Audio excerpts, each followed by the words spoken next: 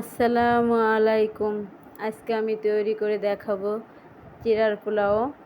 প্রথমে আমি প্যানে সরিষার তেল দিয়ে দিলাম, আর এখন দিয়ে দিলাম কাজু বাদাম আর চীনা বাদাম।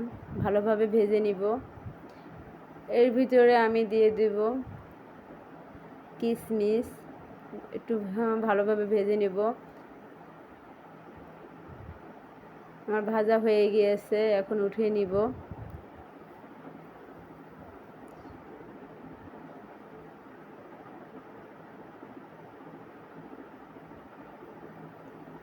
উঠাইতে একটু সমস্যা হচ্ছে, চামচ ইউজ করতে চাচ্ছিলাম না, এই কারণে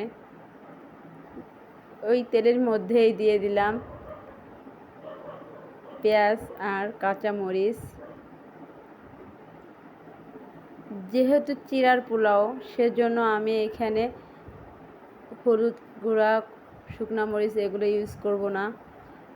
ভালোভাবে পেঁয়াজ আর মরিচ ভেজে নেওয়ার পরে দিয়ে দিলাম মশলা। এখানে আছে মাংসের মশলা, একটু মাংস ফ্লেভার বাড়বে এই কারণেই দিয়েছি।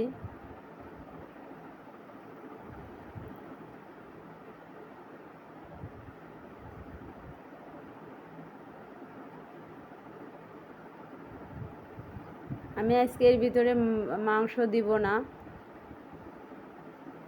আমি চিড়াগুলো ভালোভাবে ধুয়ে রেখেছিলাম, ধুয়ে 10 মিনিট ভিজিয়ে রেখেছিলাম। আমার তাতেই দেখেন চিড়াগুলো অনেকটা ঝরঝরে হয়ে গিয়েছে। মোট কথা চিড়ার গায়ে পানি থাকবে না, এরকমভাবে রাখতে হবে, তাহলে পানিগুলো টেনে যাবে, একবারে ঝরঝরে হয়ে যাবে। ভালোভাবে ভেজে নিতে হবে।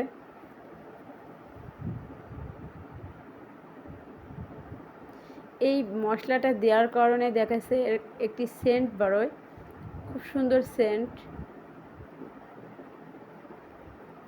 এই নাস্তাটি দেখাচ্ছে বিকালে বাচ্চাদের দিলে বাচ্চারা খুব মজা সহকারে খাবে।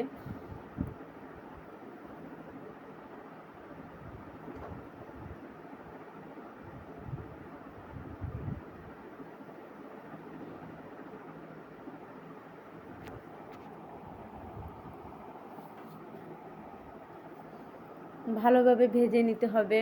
দেখেন আমি ভালোভাবে ভেজে নিচ্ছি। হালকা হালকা ঝাল থাকবে। পোলাও যেরকম ঝাল হয় না, কিন্তু এতে হালকা আর কি ঝাল হয়।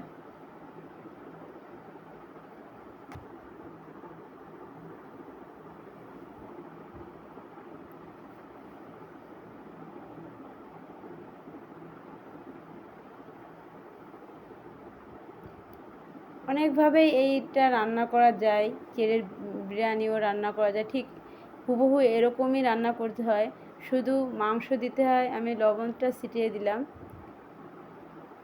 এই পর্যায়ে লবণটা দিলে গায়ের সাথে মিশে যায় ভালোভাবে।